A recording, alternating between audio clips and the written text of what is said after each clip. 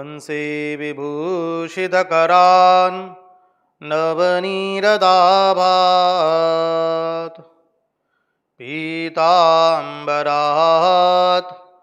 अरुणबिम्बफलादरोष्ठात् पूर्णेन्दुसुन्दरमुखात् अरविन्दनेत्रात् कृष्णात् परं किमपि तत्त्वम् अहं न जाने। कृष्णात् परं किमपि तत्त्वम् अहं न जाने। स्वस्ति श्रीगणेशाय नमः। श्रीसरस्वत्यै नमः। श्रीगुरुभ्यो नमः।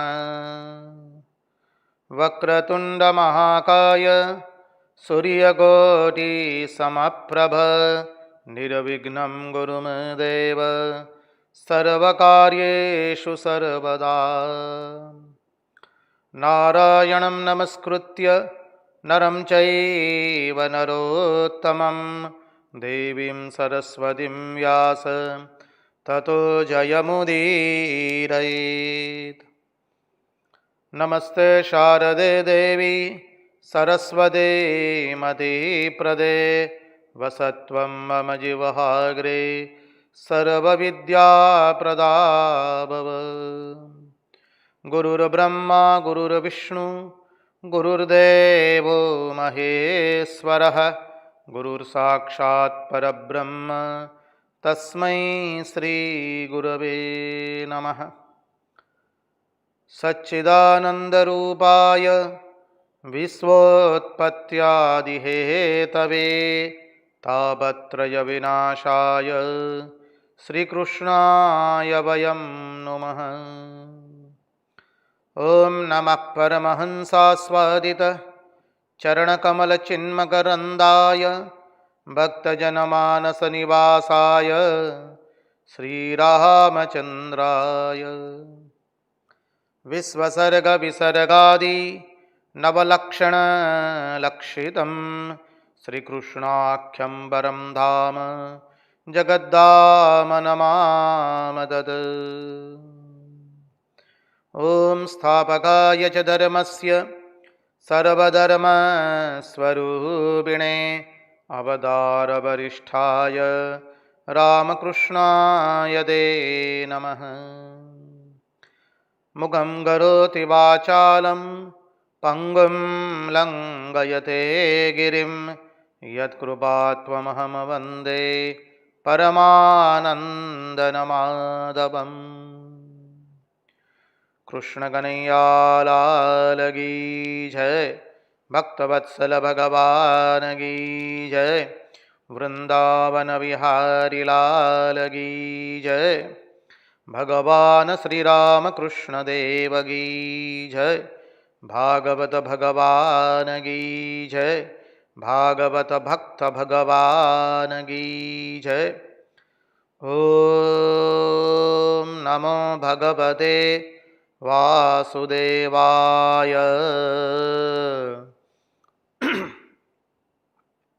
नारायण नारायण नारायण नारायण। सर्वप्रथम हम पूज्यपाद स्वामी आदि भवानंद जी महाराज जी के चरणों में सश्रद्धेय प्रणाम निवेदित करते हैं। तत्पश्चात रामकृष्ण आश्रम राजकोट के अध्यक्ष पूज्यपाद स्वामी निखिलेश्वरानंद जी महाराज जी के चरणों में सश्रद्धेय प्रणाम निवेदित करते हैं। उपस्थित पूज्यपाद प्रभु सेवानंद जी महाराज एवं अन्यान्य सभी सन्यासी महात्माओं एवं विरक्तों के चरणों में सश्रद्धेय प्रणाम निवेदित करते हैं। और इस दृश्य श्राव्य माध्यम से जो कोई भी इस भागवत रसामृत का रसपान कर रहा है, उन सब के हृदय में निवासित उस अनंत अखंड अविनाशी परब्रह्म परमात्मा को मुहुर मुहुर वंदन करके आइए हम भागवत रसामृत के रस सागर में अवगाहन करें।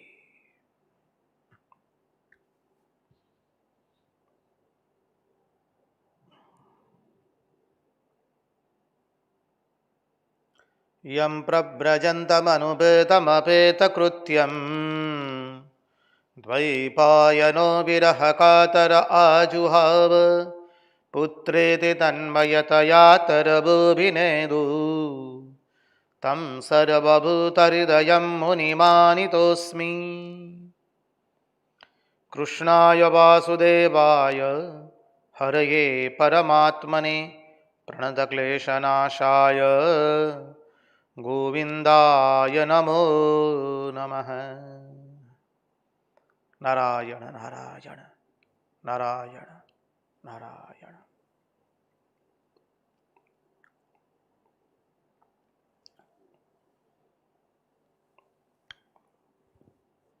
तो आइए हम परमहंस शिरोमणि भगवान शुकदेव जी महाराज जी के चरणारविंदों का आश्रय लेकर के श्रीमद् भागवत के एकादश स्कंद के अंतर्गत 7वें अध्याय का 7वां अध्याय का दर्शन करें।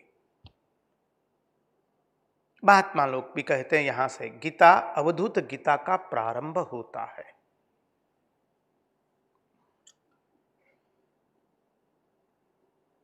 अभी तक हमने देखा पिछले विशेष करके 3-4 सत्संग से कि तत्वज्ञानी जगत को किस तरह से देखता है।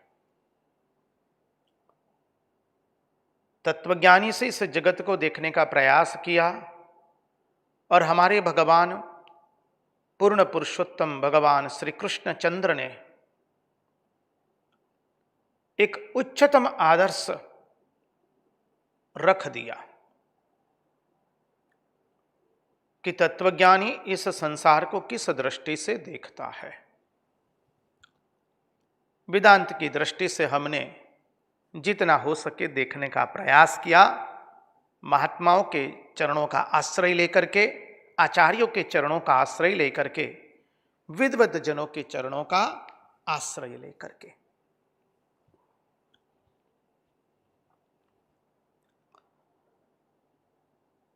अब उद्धव जी के मन में जिज्ञासा जगी। जब भगवान ने इतना उच्चतम उपदेश दे दिया, ऐसा उपदेश दे दिया, तब उद्धव जी के मन में जिज्ञासा प्रकट हुई। उद्धव जी के मन में अब सही सही जिज्ञासा हो गई है। उन्होंने भगवान से प्रार्थना की, प्रभु आपने योग का उपदेश किया है, इसमें बड़ा भारी योग बता दिया आपने, बड़ा भारी त्याग बताया। प्रथम में ही कह दिया कि स्वजनों बंधुओं सबका त्याग करके तुम चले जाओ। बोले बहुत बड़ा भारी त्याग का वर्णन कर दिया प्रभु आपने,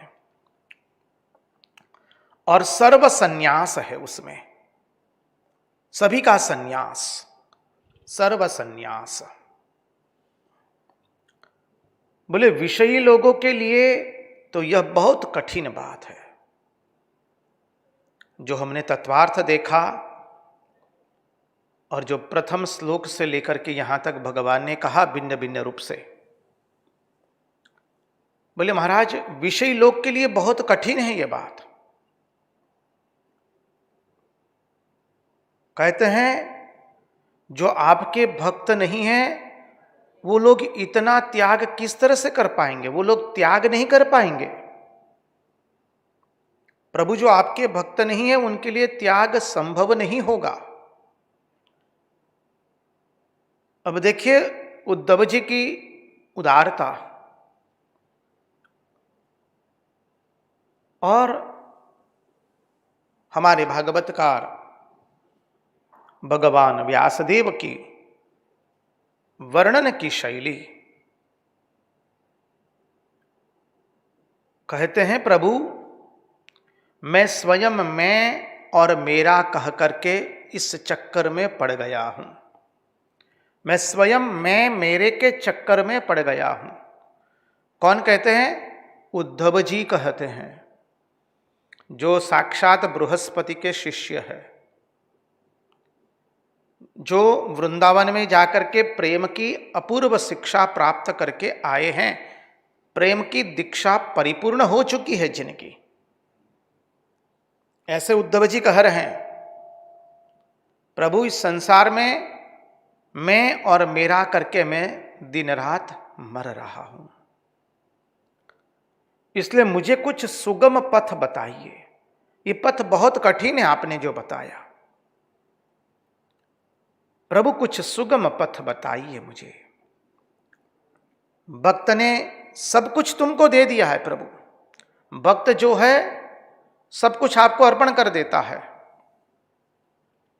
गाते ना हम लोग, अब सांप दिया इस जीवन का, सब भार तुम्हारे हाथों में, सब भार तुम्हारे हाथों में है, जीत तुम्हारे हाथों में और हार तुम्हारे हाथों में।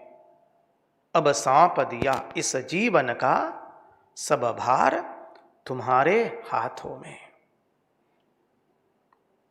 तो जो भक्त है प्रभु, उसने तो सब कुछ आपको अर्पण कर दिया है। हमारे कोई अपने स्वजन नहीं है, अब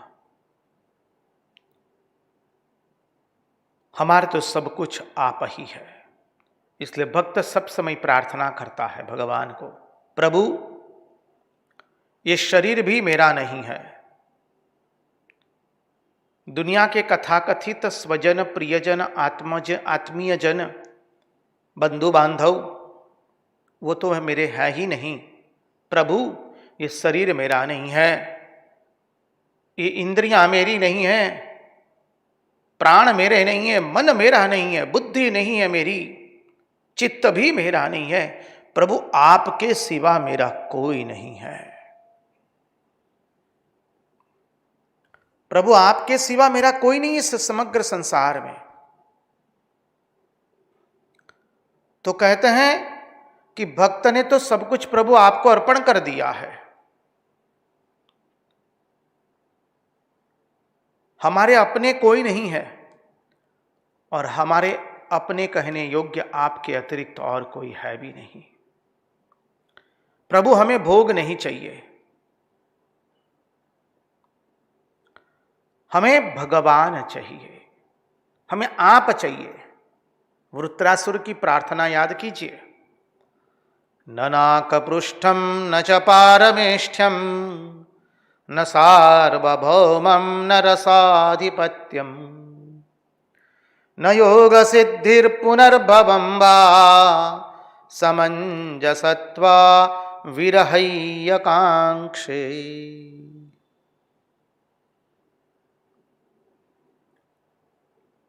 मुझे योग भी नहीं चाहिए, सिद्धियां भी नहीं चाहिए, त्रिलोकी का राज्य भी नहीं चाहिए,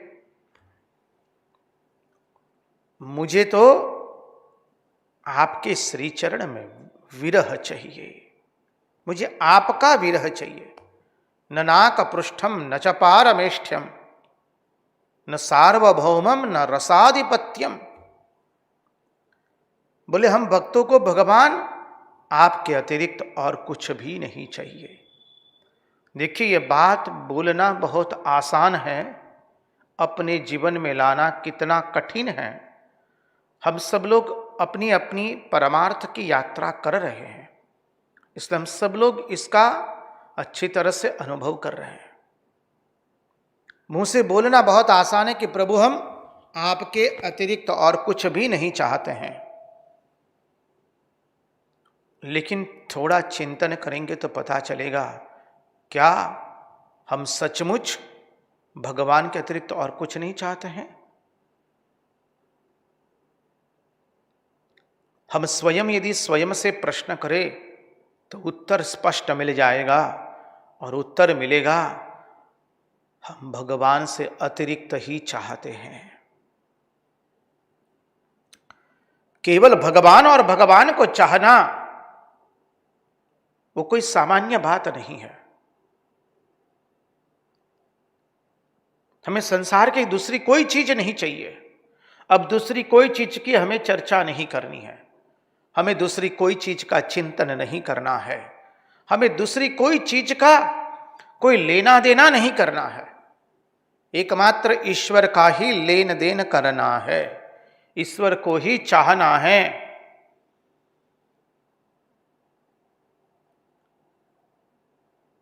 थोड़ा अभ्यास करके देखिए। हम सब तो अभ्यासु बनने के लिए परमात्मा की शरण लिए हुए हैं अध्यात्म मार्ग में।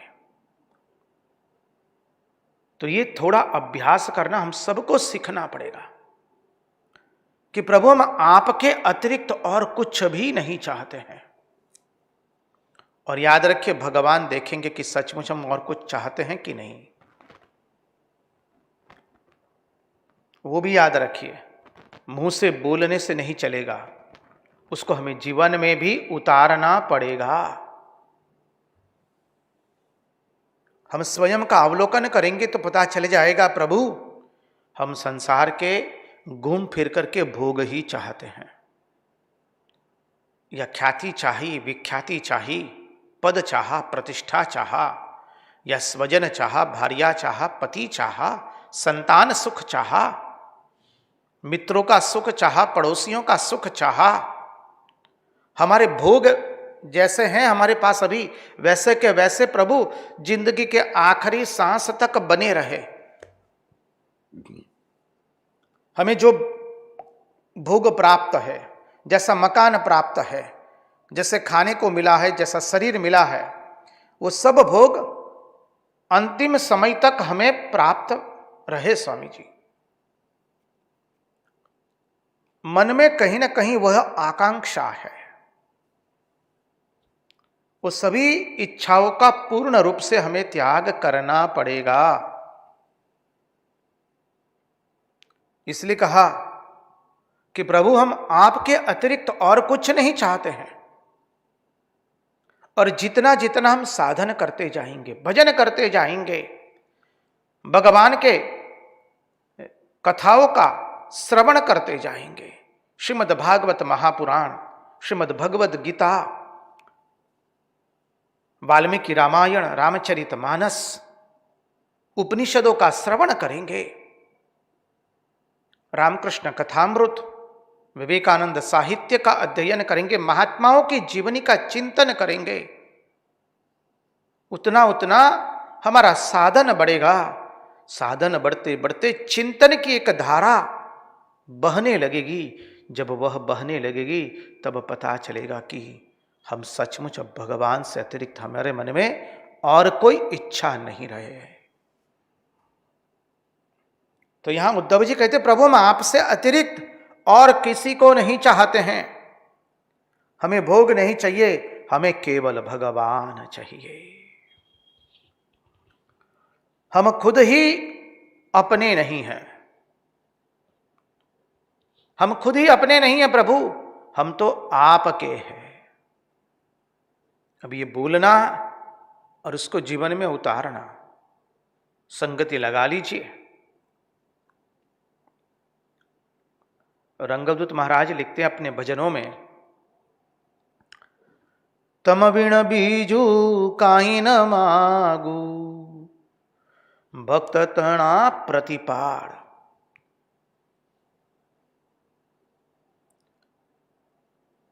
प्रभु आपके बिना हम और किसी को जानते नहीं हैं।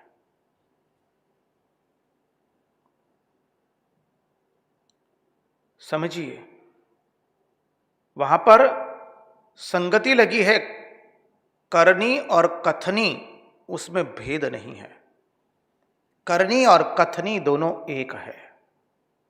तो कहते हैं हम खुद ही अपने नहीं हैं, हम तो भगवान के हैं। प्रभु में आपका और आप मेरे। इसलिए महात्मा लोग कहते रहते हैं सदैव, हम और कुछ कर पाए या न कर पाए, बीच बीच में भगवान को कहते रहिए, प्रभु मैं आपका हूं और आप मेरे हैं। प्रभु मैं आपका हूं और आप मेरे हैं। जिसने सृष्टि भगवान को दे दी है, वह तो ऐसा बड़ा त्याग कर भी सकता है। जो त्याग आपने तत्वज्ञानी का बताया, वह तो वैसा त्याग कर भी सकता है प्रभु, जिसने सृष्टि पूरी परमात्मा को दे दी है, जिसमें यह समर्पण है कि मैं भगवान का हूं, भगवान मेरे हैं, उससे यह संभव है, लेकिन जिसमें यह समर्पण नहीं है वो इतना बड़ा त्याग कैसे करेगा? बोले वो इतना बड़ा त्याग कर सकता नहीं है। उद्धव जी कहते प्रभु मेरी तो दशा ही यह है कि मैं और मेरा मेरा करके यह संसार में मर रहा हूं। हम मैं किसे कहते हैं? इस 3.5 हाथ के शरीर को हम मैं कहते हैं। और मेरा, ये संपत्ति मेरी, ये चीजें मेरी, ये शरीर मेरा, मैं ये शरीर हूं, ये मेरे लिए है। यह मेरा है, यह मैं हूं, ऐसा कह के प्रभु मेरी मूढ़ मति हो गई है। हमारी मति सबकी मूढ़ हो चुकी है। दिन रात उसी में लगे हैं, मैं और मेरा। इसलिए रंगदूत महाराज कहते हैं, हूं अने माहरू नाख छेदी। प्रभु मैं और मेरा, इसका आप छेदन कर दीजिए। यही जो वृत्ति है वो मुझे परेशान कर रही है। हमने देखा है ये संसार कोई ईंट पत्थरों का नहीं बना है, सोना चांदी का नहीं बना है। ये संसार केवल मैं और मेरा, अहमता और ममता का बना हुआ है। हमारी बुद्धि है यह है कि यह मेरा घर है, यह मेरा स्वजन है, इसमें हमारी बुद्धि अटक गई है। आसक्ति तो मैंने दूसरे से कर ली है प्रभु, संबंध मैंने दूसरे से बना लिए है। आसक्ति मैंने दूसरे से कर ली, संबंध मैंने दूसरे से स्थापित कर लिए, और मैं मेरा कह के, मैं मेरा करके करके मैं मूढ़ मति हो गया हूं। मेरी मति क्या हो गई है? मूढ़ हो गई है। क्या अद्भुत सुंदर अपने आप को प्रस्तुत किया है। लगता है जैसे हमारे मन को ही भगवान खोल करके बोल रहे हैं। देखिए, शास्त्रों का श्रवण करने से यह पता लगता है कि जैसे ये हमारी ही बात कर रहे हैं। हम सब लोग एक ही जगह पर अवस्थित है। वो जगह क्या है? मैं और मेरा। Difference is not in kind but in degree.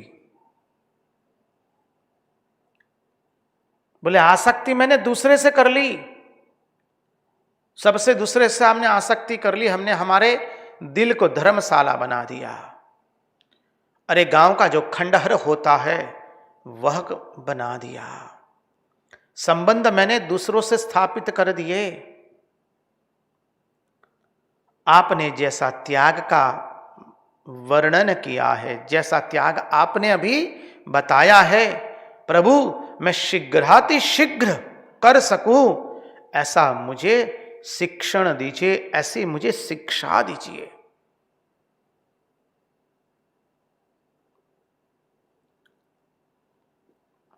Shri Ramakrishna Dev Ramakrishna कथामृत में कहते हैं, अरे संसार के लोग रात दिन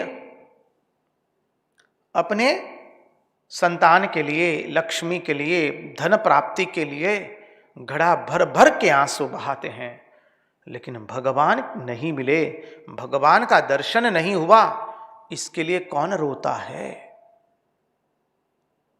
हम रोते हैं कोई स्वजन मर गया, हम रोते हैं धन चला गया, हम रोते हैं जब संपत्ति चली गई, पद चली गया, पद चला गया, हमारी कीर्ति पर कलंक लग गया, हमारी प्रतिष्ठा पर कलंक लग गया। सब छोड़कर जब चले जाते हैं हमको, तब हमें रोना आता है। लेकिन क्या हमें भगवान नहीं मिले उसके लिए कभी रोना आया? और उसकी तीव्रता बढ़ानी है। प्रभु, यहां पर उद्धव जी कहते हैं, आप जैसा वक्ता तो सृष्टि में और कोई है ही नहीं। आपके जैसा वक्ता कोई नहीं इस संसार में। भगवान जिसको समझाए और उसकी समझ में ना आए, ऐसे हो सकता है कभी? बोले कभी नहीं हो सकता है। बोले ब्रह्मा आदि देवता भी आपकी माया से मुग्ध हो गए हैं। दैवी ऐशा गुणमयी मम माया दुरत्यया मामेव ये प्रपद्यन्ते माया मेताम तरन्ति ते। ब्रह्मा जी आपकी माया में मोहित हो गए। दसम स्कंद में देखा, बछड़ों का हरण कर लिया, गोप बालकों का हरण कर लिया, बाद में भगवान की स्तुति करते हैं। रासलीला में फिर से मोहित हुए, फिर से भगवान उनको समझाते हैं। बोले ब्रह्मा जी भी आपकी माया से मोहित हो चुके हैं प्रभु। औरों की तो बात ही क्या, बड़े बड़े देवता बाह्य वस्तु को ही सच्चा समझते हैं। बहुत सुंदर तत्वार्थ बताया है। औरों की तो बात ही क्या, बड़े बड़े देवता बाह्य वस्तुओं को ही सच्चा समझते हैं। बहिरर्थ भावः, बाह्य वस्तु को ही हम सत्य समझते हैं। हमसे जो बाह्य है, समग्र जगत को ही हम सत्य समझते हैं। हम भीतर को सत्य समझते नहीं हैं, इसलिए हम हमारी वृत्तियों को भीतर की ओर नहीं मोड़ रहे हैं। हम केवल बाह्य वस्तु को ही सत्य समझते हैं। बाह्य क्या है? जगत। और ये जगत के भोग को ही सत्य समझा, बाह्य को ही सत्य समझा, इस शरीर को ही हमने सत्य समझा। जगत के भोग को, विलासों को, इच्छाओं को, इस नाम रूपात्मक सतत परिवर्तनशील विनाशक जगत को ही हमने सत्य समझा। प्रभु औरों की तो बात ही क्या, देवता लोग भी बाह्य वस्तु को ही सत्य समझते हैं। बहिरर्थ भावः, बोले संसार में जो स्त्री पुरुष है, धन दौलत है, पद प्रतिष्ठा ख्याति विख्याति इत्यादि जो कुछ है, ये सब स्वप्नवत अंतरर्थ है।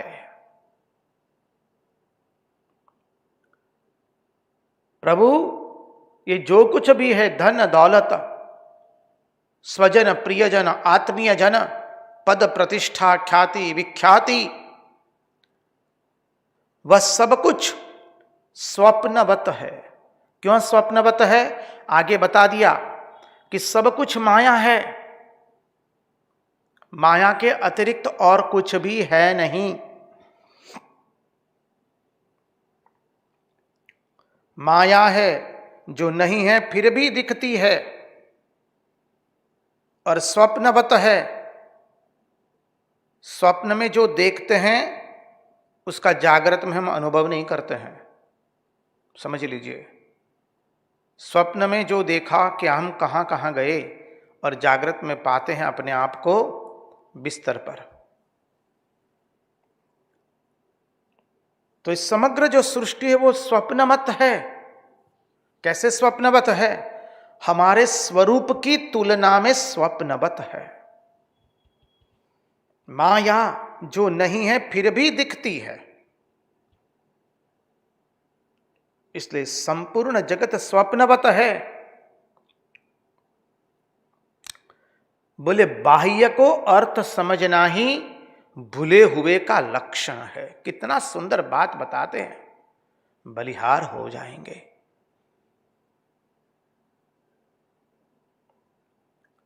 बाह्य को अर्थ समझना ही भूले हुए का लक्षण है।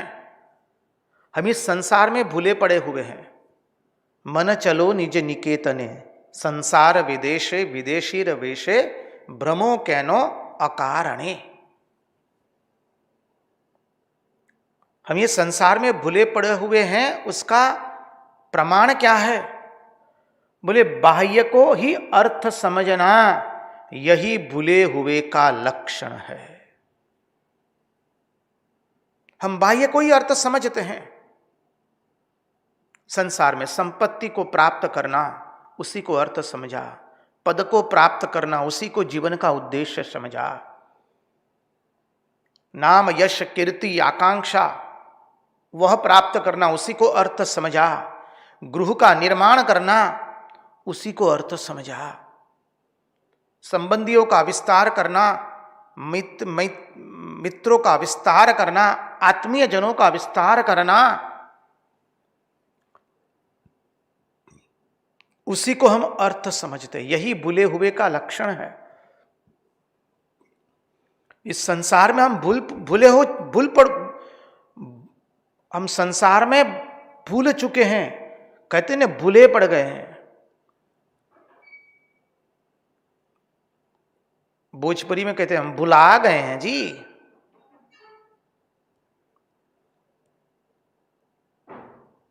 तो हम सब लोग संसार में भुला गए हैं, भूले पड़े हैं।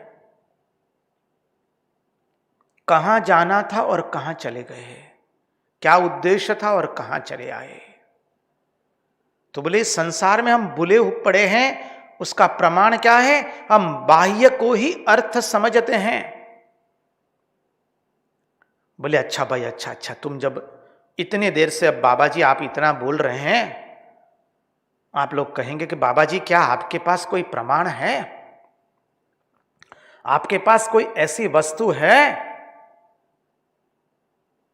ऐसी कोई कसौटी है कि कौन माया से मोहित है और कौन माया से मोहित नहीं है, उसका पता चले? ऐसी कोई कसौटी है आपके पास कि भाई कौन माया से मोहित है? चलिए इतने सारे अरबों खरबों मनुष्य है संसार में, तो कौन माया से मोहित है और कौन माया से मोहित नहीं है, उसका कोई प्रमाण है आपके पास? उसकी कोई कसौटी है? तो महात्मा लोग कहते हैं हां जी है। बोले क्या कसौटी है?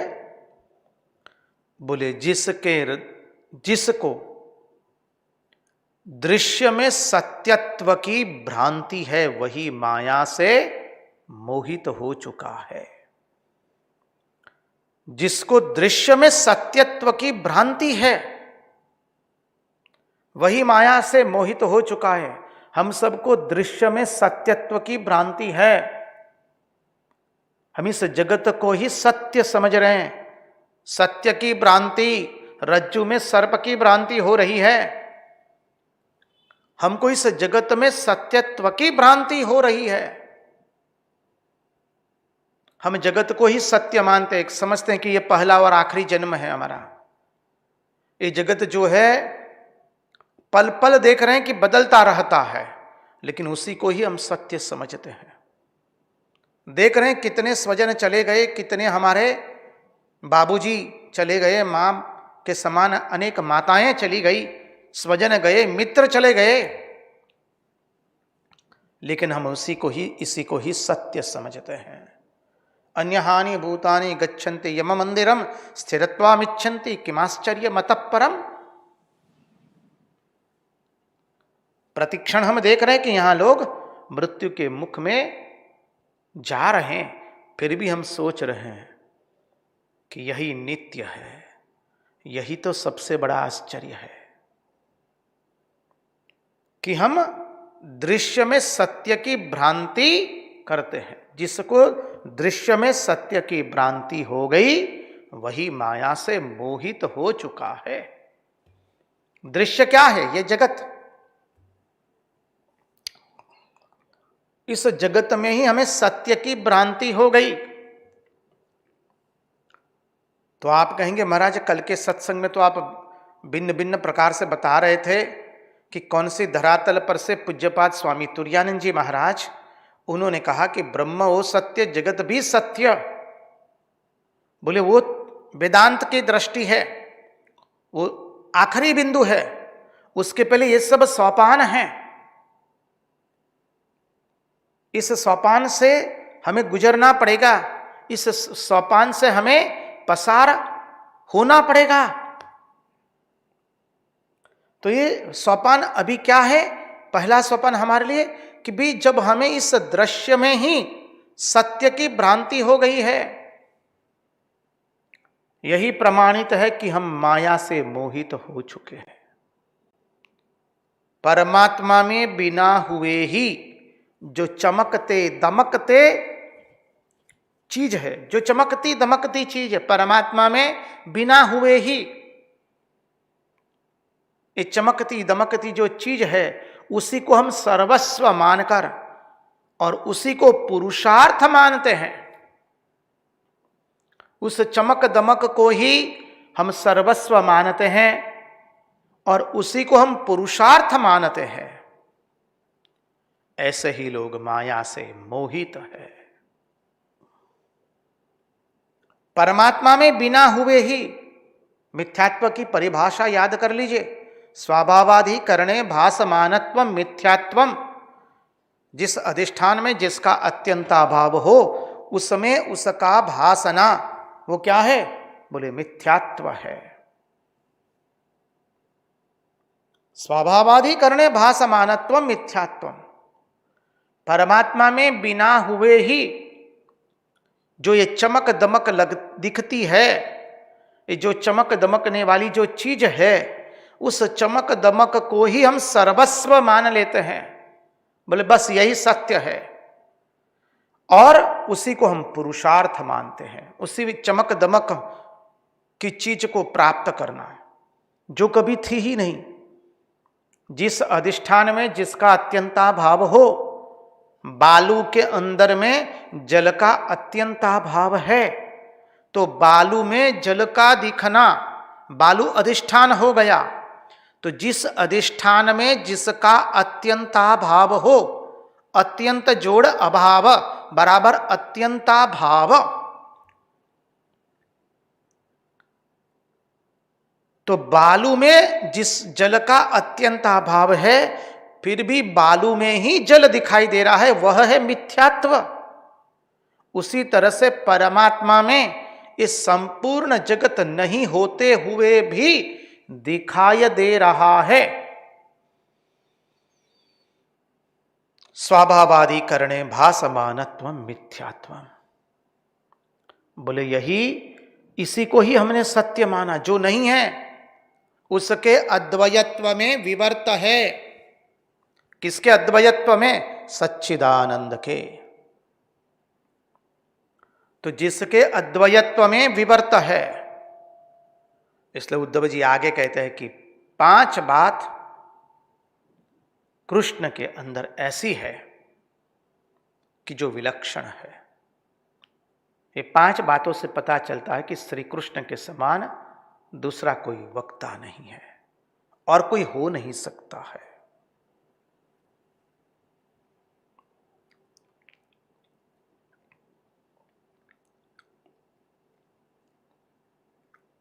बिंदु कहीं अपूर्ण न रह जाए, इसलिए हम बता दें कि बोले स्वामी महाराज उद्धव जी कहते हैं भगवान को, इस मिथ्यारूप संसार में ही, मिथ्यारूप संसार में कुछ प्राप्त करने के लिए मैंने अपने आप को पुरुषार्थ समझा।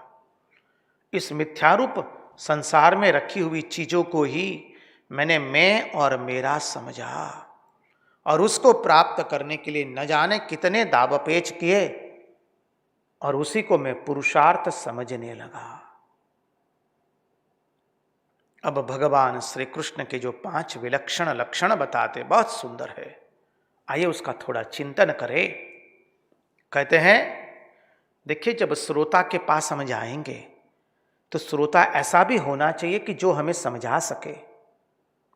अब बहुत बड़े विद्वान हो, उनके पास जाए हम तो हमें समझ में नहीं आएगा बहुत सारी बातें, क्योंकि हमारे स्वयं की उतनी कक्षा नहीं है समझने के लिए। तो हमारी कक्षा के तल पर, हमारी जो कक्षा है उस कक्षा पर आकर के, उस धरातल पर आकर के हमको यदि कोई समझाए तो तुरंत हमें समझ में आ जाता है। हमारी भाषा में समझाए तो और समझ में आता है। तो श्री कृष्ण में ये सब लक्षण बताते हुए कहते हैं, तस्माद् भवन्तम् अनवद्यम् अनंत पारम सर्वज्ञमीश्वरम् अकुंठ विकुंठ धीयक्षणम् निर्विण्णधीरः सुह वृजिनाभितप्तो नारायणं नरसखं शरणं प्रपद्ये। नारायणं नरसखं शरणं प्रपद्ये। कहते हैं प्रभु मैं आपकी शरण लेता हूं। पहले तो कहा क्या, तस्माद भवंत मनवद्य मनंत पारम।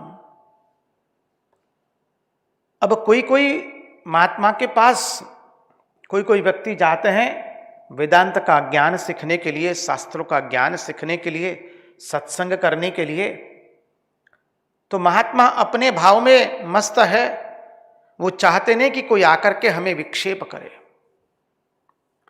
तो कोई कोई ज्ञानी तो होते हैं लेकिन उनका स्वभाव जो है वो शील नहीं होता है, शील स्वभाव वाले नहीं होते हैं।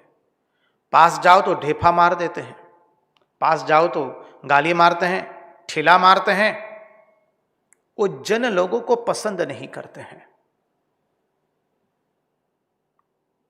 श्री रामकृष्ण देव की जीवनी में आता है ना, कथामृत में श्री रामकृष्ण देव कहते हैं एक परमहंस आया था दक्षिणेश्वर में, और गंगा जी में स्नान करके उसने जो मां का स्तव किया, पूरा मंदिर जैसे हिलने लगा। बाद में भिखारियों की लाइन में जाकर के वो भोजन पाने बैठा तो भिखारियों ने वहां से हटा दिया उसका वेश देख करके, उसके हाव भाव को देख करके। फिर वो कुत्तों के साथ वहां पर जूठी पत्तल रखी थी वहां से खाने लगा। मैंने हृदय को उसके पीछे भेजा, देख हृदय वो परमहंस है। अब हृदय उनका पीछा पीछा करता है। हृदय उनका पीछा करते करते गया तो उसने इतना उपदेश दिया कि देखो, जब गंगा जी के जल में और ये माने नाले के जल में कोई पार्थक्य न रहे तब समझना कि तुम्हें ज्ञान हुआ है। अब हृदय कुछ और पूछने जा रहा है तो फिर उन्होंने पत्थर उठाए और मारना शुरू कर रहे हैं। जैसे हृदय अपनी जान बचाकर वहां से भागा है। तो कहते कोई कोई ज्ञानी तो होते हैं पर उनका स्वभावशील नहीं होता है। पास जाओ तो गाली मारते या ठेला मारते। लेकिन प्रभु आप ऐसे नहीं हैं, आप तो निर्दोष है। आपका स्वभाव बड़ा शील है। श्री कृष्ण का शील स्वभाव है, बहुत अच्छा स्वभाव है। अनवद्य तस्माद भवंत मनवद्य मनंत पारम। अनवद्य, कोई कोई ऐसे होते हैं कि जिंदगी भर उनकी सेवा करते रहो आप, और जब ज्ञान देने का समय आया तब उनका शरीर चला गया। क्या करेंगे? ज्ञान नहीं दे पाए। जब ज्ञान प्राप्त करने का समय आया तो वो महात्मा का शरीर चला गया, ज्ञान नहीं मिल पाया। तो लेकिन श्री कृष्ण आप ऐसे नहीं है। बोले आप कैसे? भवंत मनवद्य मनंत पारम। अनंत पारम, आप अनंत है, अपार है, माने आपकी मृत्यु नहीं है।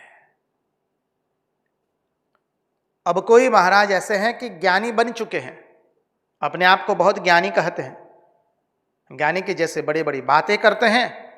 भगवत पाद जैसे लिखते हैं विवेक चूड़ामणि में, वाग वैखरी शब्द जरी शास्त्र व्याख्यान कौशलम वैदुषम विदुषाम तद्वत भुक्त ये न तो मुक्त है।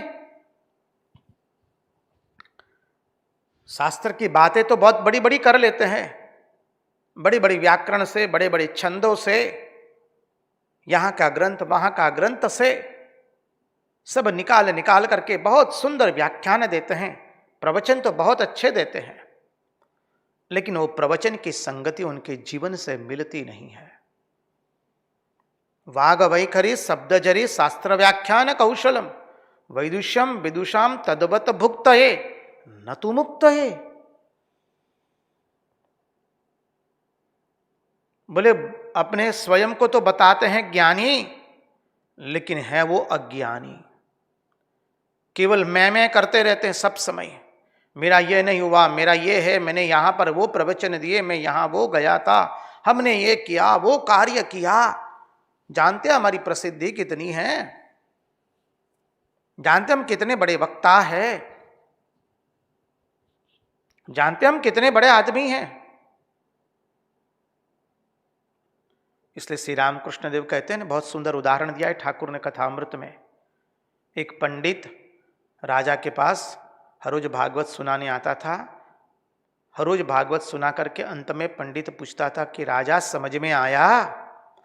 और राजा कहते थे कि महाराज पहले आप समझिए। अब पंडित बुद्धिमान तो था ही, सोचने लगा कि राजा क्यों ऐसा कहता है प्रतिदिन कि महाराज पहले आप समझिए। एक दिन उसने क्या किया, राजा को चिट्ठी भेज दी। वो स्वयं नहीं आए, चिट्ठी भेज दी और कहा कि राजा अब मुझे समझ में आ गया है। और क्या हुआ, वो संसार छोड़कर चला गया। अर्थात जिसको समझ में आएगा वो फिर इस दृश्य जगत को सत्य गिनेगा नहीं, इस दृश्य प्रपंच को, इस दृश्य में उसके सत्यत्व की भ्रांति नहीं होगी।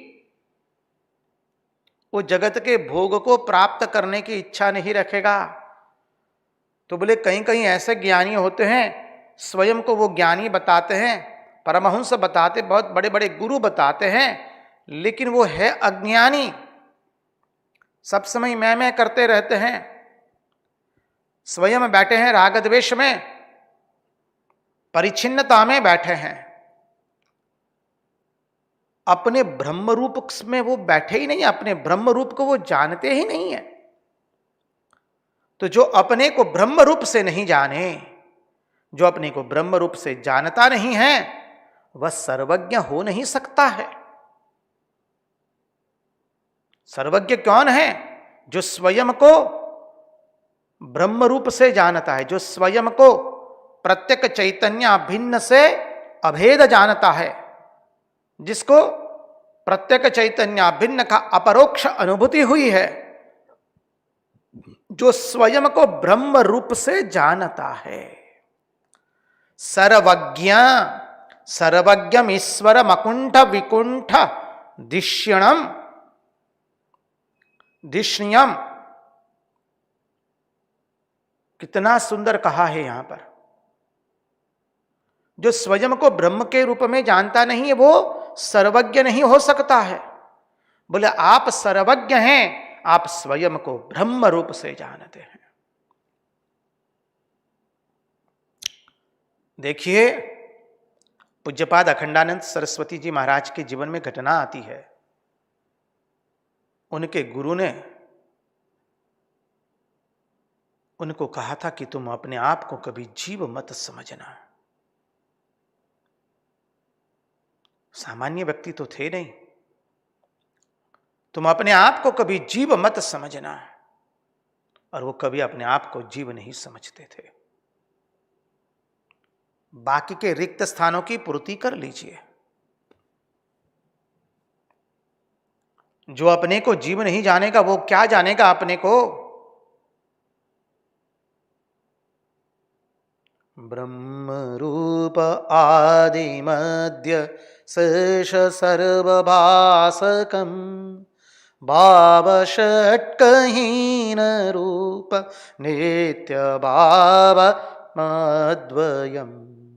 आप लोग गाते होंगे, बिरजानंद जी महाराज विरचित यह अद्भुत स्तोत्र है श्री रामकृष्ण देव के रूप में, श्री रामकृष्ण देव के ऊपर में। ब्रह्म रूप आदि मध्य शेष सर्वभासकम।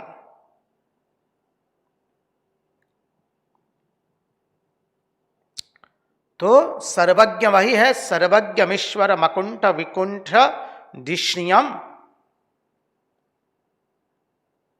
बोले कोई ऐसे भी है कि उनके पास गए तो वे रक्षा करने में असमर्थ है, और आप तो कैसे ईश्वर है। किसी के पास गए तो वो रक्षा नहीं कर पाते हमारी। रक्षा केवल ईश्वर ही कर सकता है। संत महात्मा और ईश्वर अवतार में पार्थक्य क्या है? उनके ज्ञान में कोई पार्थक्य नहीं होता है, उनकी शक्ति में पार्थक्य होता है। अवतार अपने संसर्ग में आने वाले व्यक्तियों का विधान बदल देते हैं। कहते हैं विधाता के लिखे हुए लेख अवतार मिटा सकते हैं, संत महापुरुष वो मिटा नहीं सकते हैं। यह अवतार की शक्ति का पार्थक्य है। अवतार ये कार्य कर सकते हैं। तो कहते प्रभु आप ईश्वर है। कई लोग ऐसे होते हैं उनके पास जाएंगे तो वो हमारी रक्षा नहीं कर पाएंगे, लेकिन आपकी शरण हम लेते हैं तो आप हमारी रक्षा करते हैं। परित्राणाय साधूनां विनाशाय च दुष्कृतां धर्म संस्थापनार्थाय संभवामि युगे युगे। प्रभु आप ईश्वर है, मानी रक्षा करने में समर्थ है। कोई कोई ऐसे होते हैं जो वर्णाश्रम धर्म से च्युत हो गए हैं, परंतु आपका जो ये स्थान है वह सब कुछ, वह कैसा है? बोले अकुंठ विकुंठ, मानी शुद्ध बुद्धि है। कोई कोई वर्णाश्रम धर्म से च्युत हो गया है, लेकिन आप ऐसे नहीं है। आपका यह स्थान कैसा है? अकुंठ विकुंठ धिष्णियम। आपका यह स्थान अकुंठ है, विकुंठ है, माने शुद्ध बुद्धि है। इसलिए श्री कृष्ण हमें तो आप ही सच्चा उपदेश कर सकते हैं। नारायणं नरसखम शरणं प्रपद्ये।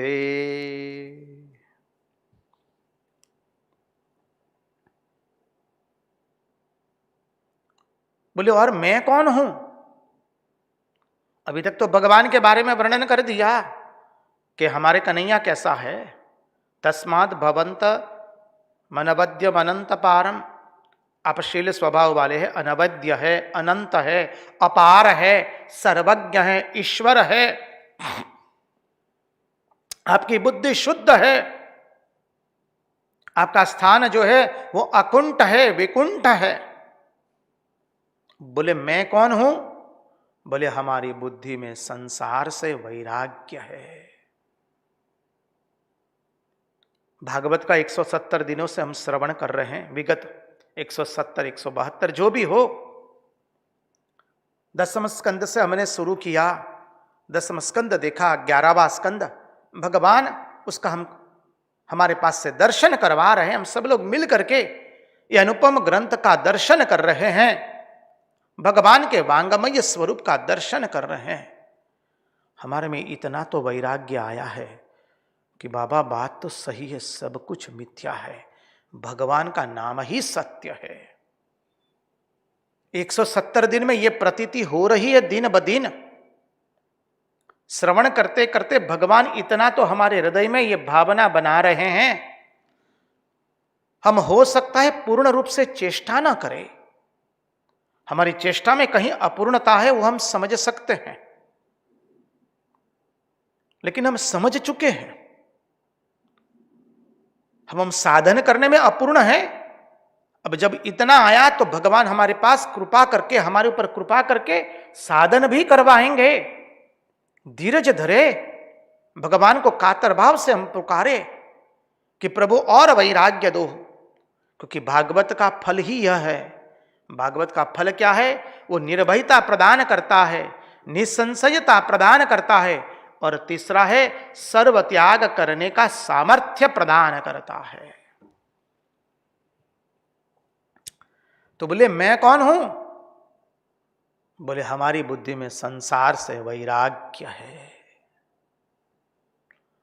और संसार के ताप से हम संतप्त हूं। मैं संसार के ताप से हम सब लोग संतप्त हैं, जल रहे हैं।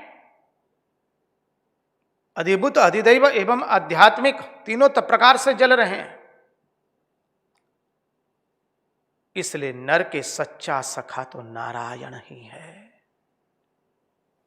नर के सच्चा सखा नारायण आपकी ही शरण में हम आए। नारायणम नरसखम शरणम प्रपद्ये।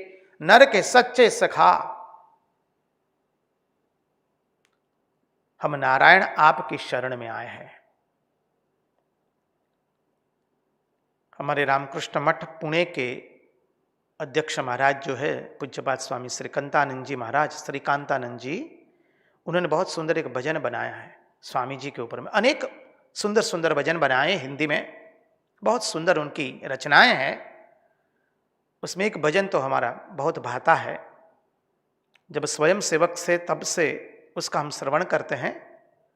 नर सखा तू नर नारायण छोड़ के ब्रह्मानंद, नर नारी का दुख हटाने आए विवेकानंद।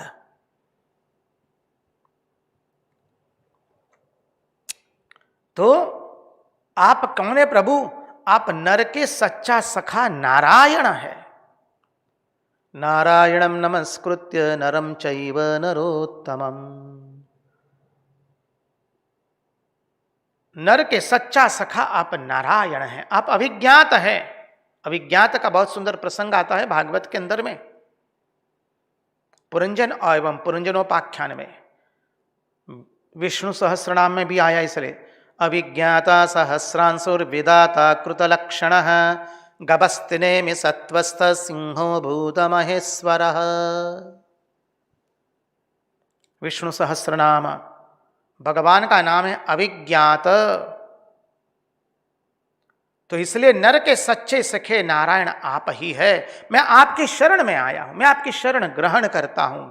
आप ही हमको तत्व ज्ञान का उपदेश दीजिए। और भगवान अब तत्व ज्ञान का उपदेश देने जा रहे हैं। तो तत्व ज्ञान का उपदेश देते हुए भगवान शुरू कहां से करते हैं? भगवान शुरू करते हैं जहां से हमारे तुलसीदास जी ने भी कहा, बड़े भाग मानुष तनु पावा, बड़े भाग मानुष तनु पावा, सुर दुर्लभ सद ग्रंथ निगावा, साधन धाम मोक्ष कर द्वारा, पाई न जेहि पर लोक सवारा। बड़े भाग मानुष तनु पावा। ये जो मनुष्य जन्म मिला है वो भगवान की अनंत कृपा है। भगवान की कृपा से मनुष्य जन्म मिलता है। उस मनुष्य जन्म की महत्ता बताते हुए भगवान कहते हैं, श्री भगवानुवाच प्रायेण मनुजा लोके लोकतत्व विचक्षणः समुद्धरन्ति यात्मानं आत्मनैवाशुभाशयात् आत्मनो गुरुरात्मैव पुरुषस्य विशेषतः यत्प्रत्यक्षानुमानाभ्यां श्रेयो सावनुविन्दते। मनुष्य जन्म की महत्ता बताते हुए भगवान कहते हैं, प्रायेण मनुना लोके, क्षमा कीजिए, प्रायेण मनुजा लोके लोक तत्व विचक्षणाः समुद्धरन्ति य आत्मानं आत्मनैवाशुभाशयात्। प्रायेण मनुजा लोके,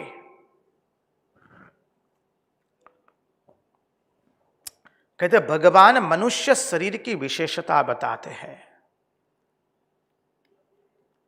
बोले पहले मनुष्य तो होवे, यह मनुष्य होना बहुत बड़ा कठिन कार्य है। इसलिए स्वामी विवेकानंद भी जो भारत मंत्र है, हम जो लोग स्वदेश मंत्र करते हैं ना, आप लोग बोलते होंगे, वो भारतवासी तो भूल तो नहीं के स्त्रीतत्वनो तारो आदर्श सीता सावित्री अने दमयंती छे। O India forget not that ideal of thy womanhood is Sita Savitri and Damayanti. आप लोग अपनी अपनी मातृभाषा में बोलते होंगे स्वदेश मंत्र, स्वामी जी द्वारा विरचित।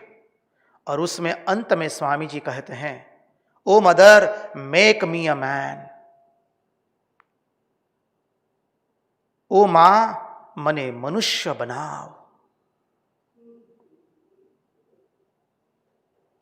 हम लोग मनुष्य का चोला तो ले लिए हैं, हमको मनुष्य का चोला भी प्राप्त हो गया है, लेकिन हम मनुष्य बने नहीं हैं।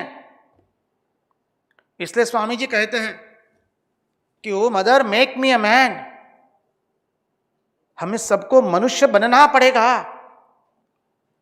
चोला पहनने से, चोला लेने से तो मनुष्य नहीं हो गया। सर मुंडा दिया, गिरवा पहन लिया, कोई एक संस्था में अपना नाम दर्ज करा दिया, इससे तो कोई सन्यासी नहीं बनता है, उससे तो कोई ब्रह्मचारी नहीं बनता है।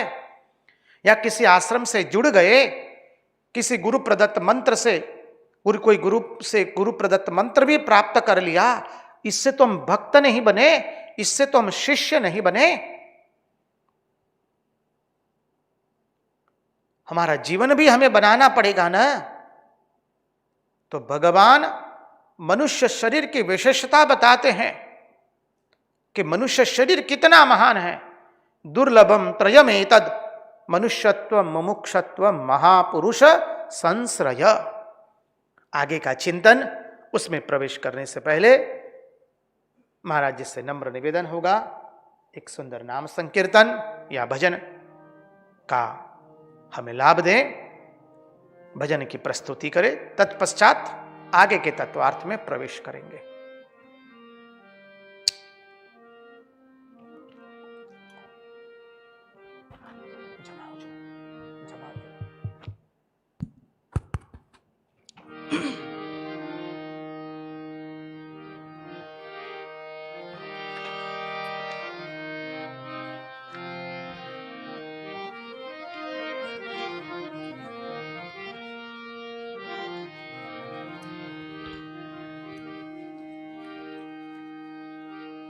हरि सुंदर नंद मुकुंद हरि नारायण हरि ओम। हरि सुंदर नंद मुकुंदा हरि नारायण हरि ओम। हरि सुंदर नंद मुकुंद हरि नारायण हरि ओम। हरि सुंदर नंद मुकुंद हरि नारायण हरि ओम। हरि सुंदर नंद मुकुंद हरि नारायण हरि ओम। हरि केशव हरि गोविंद हरि नारायण हरि ओम। हरि केशव हरि गोविंद हरि नारायण हरि ओम। हरि सुंदर नंद मुकुंद हरि नारायण हरि ओम। हरि सुंदर नंद मुकुंदा हरि नारायण हरि ओम। हरि केशव हरि गोविंदा हरि नारायण हरि ओम। हरि केशव हरि गोविंदा हरि नारायण हरि ओम। हरि सुंदर नंद मुकुंद हरि नारायण हरि ओम। हरि सुंदर नंद मुकुंद हरि नारायण हरि ओम।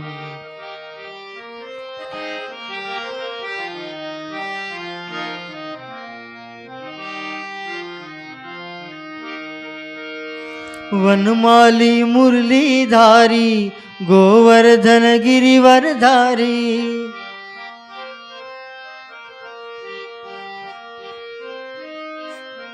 वनमाली मुरलीधारी गोवर्धन गिरिवरधारी। वनमाली मुरलीधारी गोवर्धन गिरिवरधारी। नित नित कर माखन चोरी गोपी मनहारी। नित नित कर माखन चोरी गोपी मनहारी। हरि सुंदर नंद मुकुंदा हरि नारायण हरि ओम।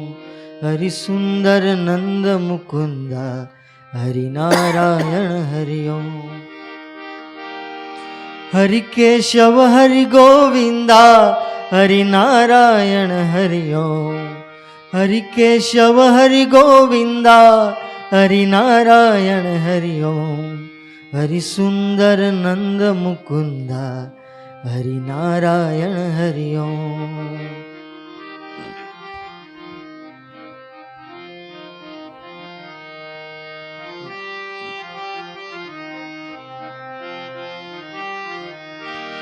वनमाली मुरलीधारी गोवर्धन गिरिवरधारी, वनमाली मुरलीधारी गोवर्धन गिरिवरधारी, नित नित कर माखन चोरी गोपी मनहारी, नित नित कर माखन चोरी गोपी मनहारी। हरि सुंदर नंद मुकुंदा हरि नारायण हरि ओम। हरि सुंदर नंद मुकुंदा हरि नारायण हरि ओम।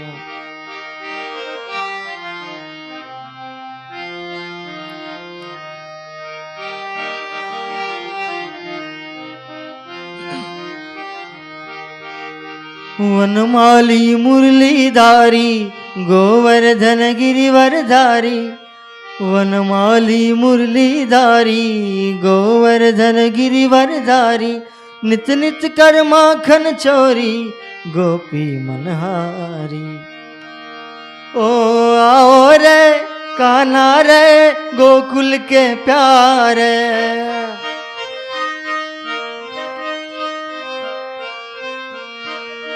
आओ रे कान्हा रे गोकुल के प्यारे, आओ रे कान्हा रे गोकुल के प्यारे, आओ रे नाचो रे रास रचाओ रे, आओ रे नाचो रे रास रचाओ रे। आओ रे कान्हा रे गोकुल के प्यारे, आओ रे कान्हा रे गोकुल के प्यारे, आओ रे नाचो रे रास रचाओ रे, आओ रे नाचो रे रास रचाओ रे।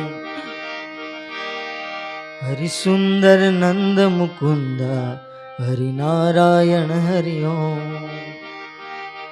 हरि सुंदर नंद मुकुंदा हरि नारायण हरि ओम। हरि केशव हरि गोविंदा हरि नारायण हरि ओम। हरि केशव हरि गोविंदा हरि नारायण हरि ओम। हरि सुंदर नंद मुकुंदा हरि नारायण हरि ओम। हरि सुंदर नंद मुकुंदा हरि नारायण हरि ओम।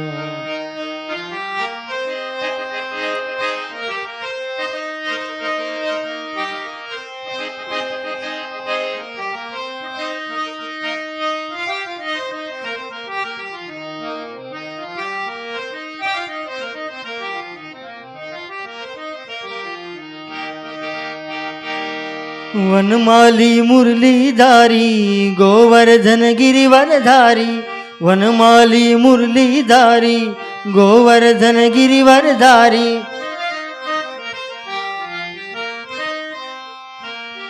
वनमाली मुरलीधारी गोवर्धन गिरिवरधारी, वनमाली मुरलीधारी गोवर्धन गिरिवरधारी, नित नित कर माखन चोरी गोपी मनहारी, नित नित कर माखन चोरी गोपी मनहारी।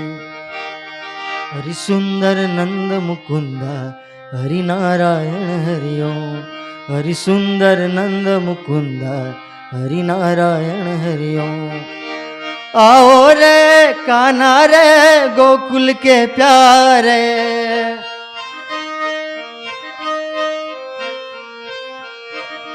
आओ रे कान्हा रे गोकुल के प्यारे, आओ रे नाचो रे रास रचाओ रे, आओ रे नाचो रे रास रचाओ रे। आओ रे कान्हा रे गोकुल के प्यारे, आओ रे कान्हा रे गोकुल के प्यारे, आओ रे नाचो रे रास रचाओ रे, आओ रे नाचो रे रास रचाओ रे। हरि सुंदर नंद मुकुंद हरि नारायण हरि ओम। हरि सुंदर नंद मुकुंद हरि नारायण हरि ओम। हरि केशव हरि गोविंदा हरि नारायण हरि ओम। हरि केशव हरि गोविंदा हरि नारायण हरि ओम। हरि सुंदर नंद मुकुंदा हरि नारायण हरि ओम। हरि सुंदर नंद मुकुंदा हरि नारायण हरि ओम। हरि सुंदर नंद मुकुंदा हरि नारायण हरि ओम। हरि नारायण हरि ओम। हरि नारायण हरि ओम। कृष्ण कन्हैया लाल की जय।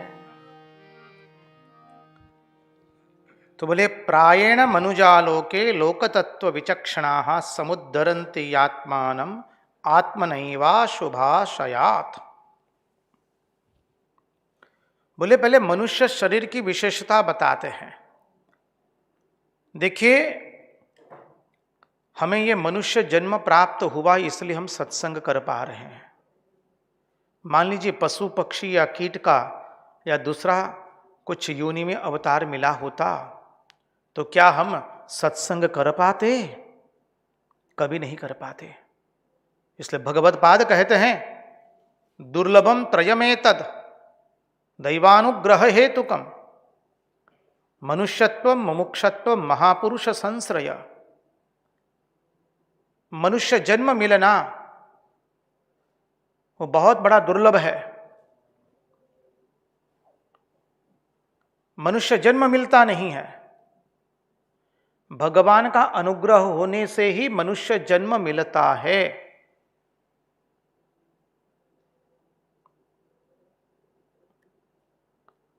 तो कहा कि भाई इतनी बड़ी महामाया है, संसार को देखिए इतनी बड़ी महामाया है, उसके एक अंश में प्रकृति है, प्रकृति में महत है, उसमें अनंत कोटि ब्रह्मांड है प्रकृति के अंदर में, और उनमें से एक ब्रह्मांड में, ब्रह्मांड के पंचभूत, पंचभूतों में से पृथ्वी, पृथ्वी में से 84 लाख योनियां, और 84 लाख योनि में से एक ये मनुष्य जन्म। मड़ता मनुष्य जन्म जो करे न सार्थक तैम भोग भोगव्या नरकमा तेज भोगवे अत्र। मनुष्य जन्म प्राप्त होने के बाद भी हमने यदि उसको सफल नहीं बनाया भगवान नामस्मरण करके, तप करके, और केवल भोग भुगतते रहे, तो जो नरक में भुगत रहे हैं, विष्ठा का कीड़ा जो भुगत रहा है, गुबरैल के कीड़े जो भुग रहे हैं, वही हम भी भुगत रहे हैं। केवल आहार निद्रा भय और मैथुन करते रहे। जो करना था वो किया ही नहीं। तो पहले बताते कि इस जीव को मनुष्य जन्म मिलना अत्यंत दुर्लभ है। पहले तो ये समझना है। अरे मनुष्य होकर भी कुछ देखे, कुछ चिंतन करे, कुछ विचार करे। कई लोगों का पूरा जीवन कुछ बिना सोचे समझे ही पसार हो गया है, और अधिकांश लोग देखेंगे संसार में बिना सोचे समझे ही उनका जीवन पूरा हो गया है। अपनी गुजराती में कहिए छे ने, शुरू थयुं युवावस्थाમાં, लग्न કર્યા, છોકરા છૈયા થઈ ગયા, નોકરી ધંધો કર્યો, અને આ પૂરું થઈ ગયું। આ 80 વર્ષ થઈ ગયા ટપ દઈને, અને પાછી કહેશે લે આ તો પૂરું થઈ ગયું। આ પણ પૂરું જ થાય ને, આમાં બીજું કશું થવાનું નથી।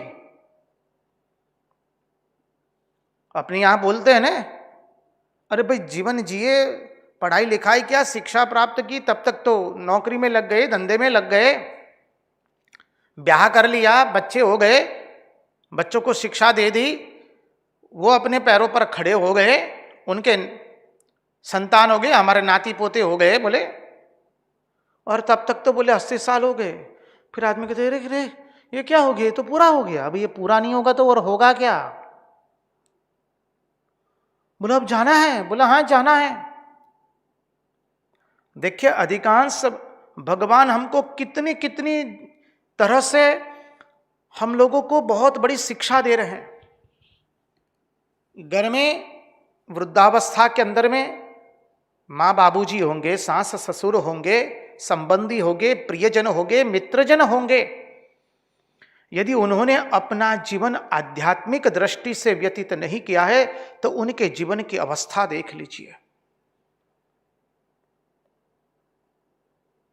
पूर्ण रूप से वो निराशावादी बन चुके हैं। बोले अब क्या करना है? there are so many people in our Visakhapatnam. They are all senior citizens. They always say, Swamiji, just we are waiting for the final call. What to do? By the time 4:30 comes, in evening, we come to the beach.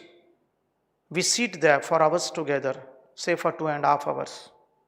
Then we go back to house, take our dinner and sleep. One gentleman said, Swamiji, every day, I bring out my fan, I clean it, and again I fixed it. It is good from one particular point of view. I am not telling it is bad.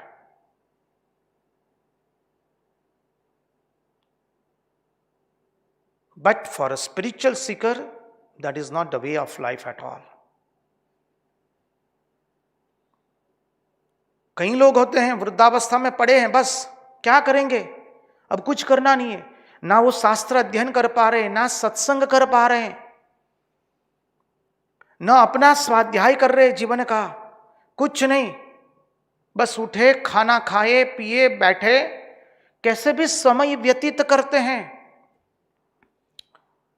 और फिर ज्यादा निराशा आ जाती है तो झगड़ा करना शुरू करते हैं। संतानों से झगड़ा करेंगे, बहू से झगड़ा करेंगे, संबंधियों से झगड़ा करेंगे और खुद अशांति में रहेंगे और दूसरों को अशांति में डालेंगे। आप लोगों को अधिक अनुभव है इसका। हम सब लोगों को कम ज्यादा मात्रा में इसका अनुभव है। और भगवान ने ऐसा ऐसा कर दिया कि ऐसे कम से कम 1-2 पात्र तो हमारे कुटुंब में मिल ही जाते हैं। हमें अन्यथा रूप से कतई मत लीजिए। भगवान बताते हैं, देखो इसने ऐसा जीवन व्यतीत किया है, सारा जीवन भगवान का नामस्मरण नहीं किया है। अब वृद्धावस्था में वो भगवान का नामस्मरण नहीं कर पा रहा है। कहते हैं ना अपने यहां, बोले कहीं तो हरि के लाल होते हैं, कपाल फूटा बोलते हैं ना। अब वृद्धावस्था में क्या कर रहे हैं? बोले सारा दिन ऊपर से नीचे, नीचे से ऊपर पेपर अखबार लेकर के पढ़ रहे हैं, अखबार मुखस्त कर रहे हैं। उनको भगवान का किताब पकड़ाइए, बोले ना ना ये और कितना पढ़ने का, अभी 2 मिनट तो पढ़ लिया। वो टीवी सीरियल देखेंगे घंटों भर, यूट्यूब पर बैठे बैठे देखेंगे देश में क्या हो रहा है, राजकारण में क्या हो रहा है, सामाजिक स्थिति में क्या हो रहा है। अरे भाई, जिसका जो होना होगा, अब तो तुम कितने दिन बाकी है, सूरज ढल चुका है, अब तो अस्त होने वाला है, लेकिन मति नहीं चलती है। Let us learn from each and every one. अभी आने वाला है। यदु राजा को अवधूत दत्तात्रेय जी बताते हैं, good people are also our teachers and bad people are also our teachers.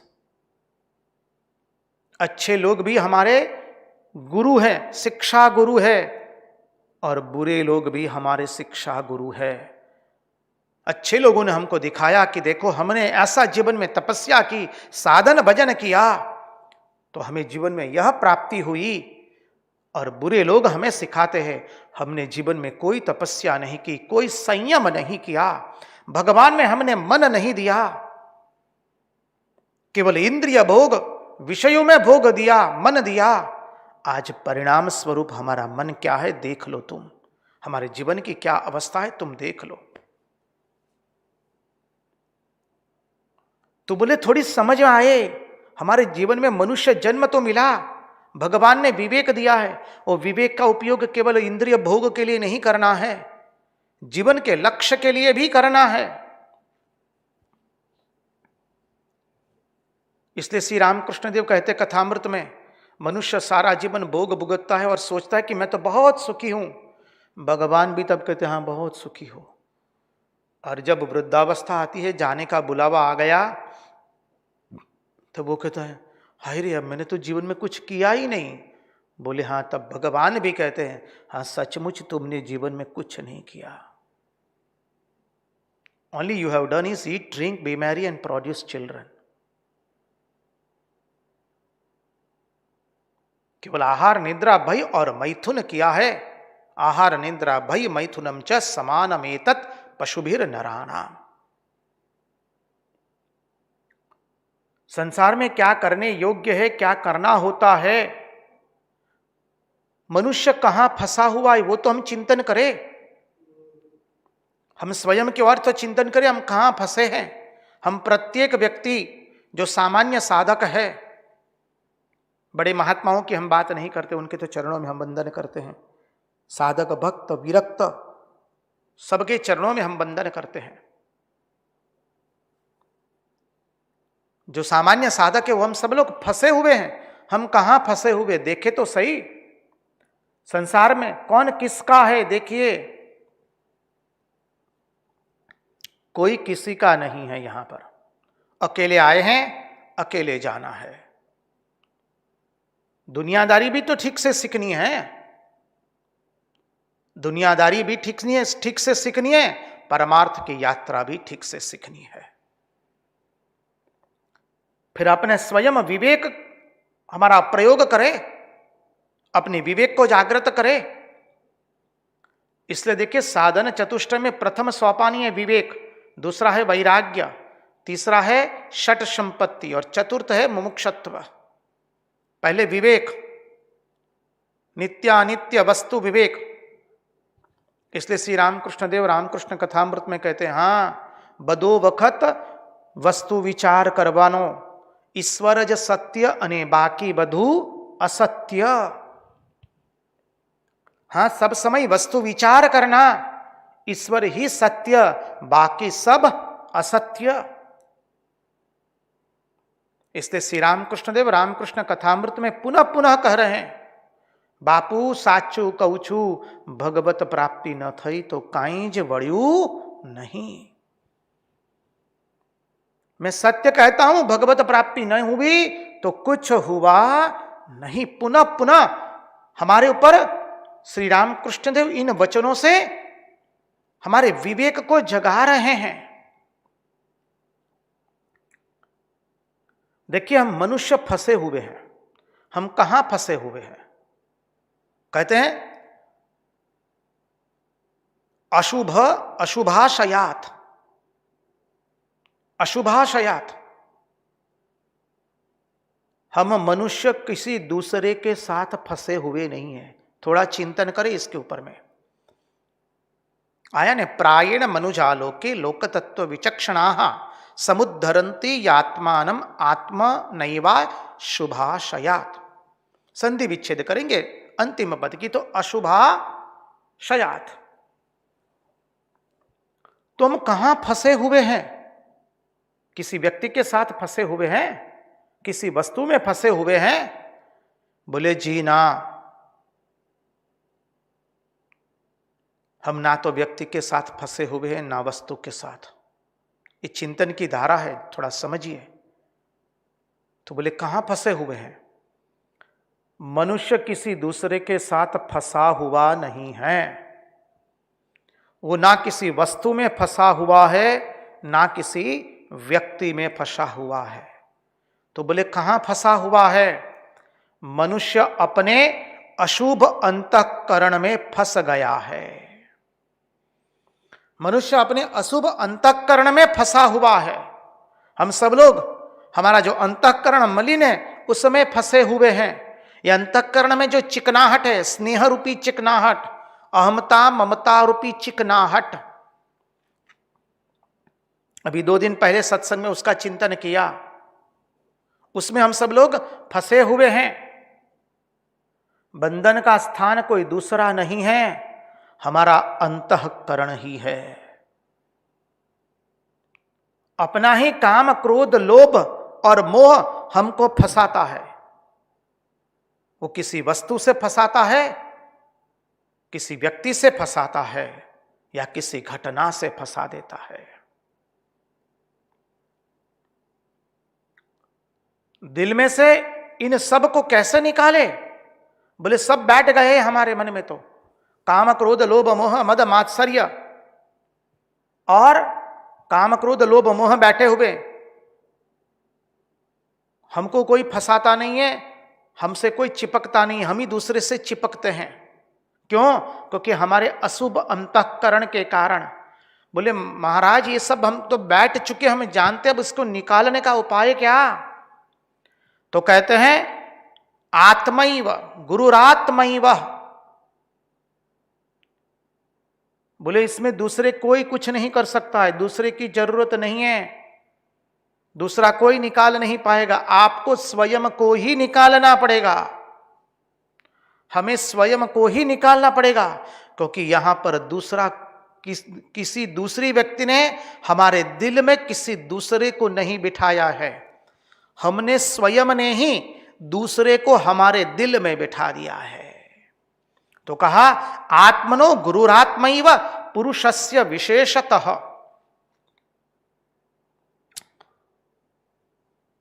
हमने स्वयं ने दूसरे को अपने हृदय में बिठाया है।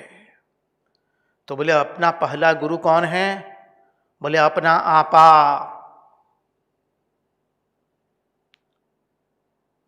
हम स्वयं, हमारा अपना आत्मस्वरूप, हमारा अपना आपा ही हमारा पहला गुरु है।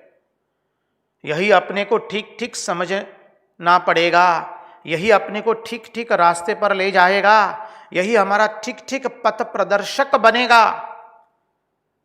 दूसरे लोग तो कह कह करके चले जाएंगे, लेकिन चलना तो हमें ही पड़ेगा ना, हमारी ओर से कोई चलने वाला नहीं है, चलना तो हमें स्वयं को ही पड़ेगा।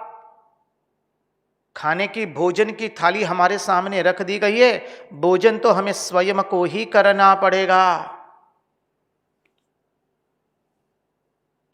उद्धरेदात्मना आत्मानं न आत्मानं अवसादयेत आत्मा एव हि आत्मन बंधु आत्मा एव रिपुः आत्मनः। भगवान मधुसूदन श्रीमद् भगवद गीता में कहते हैं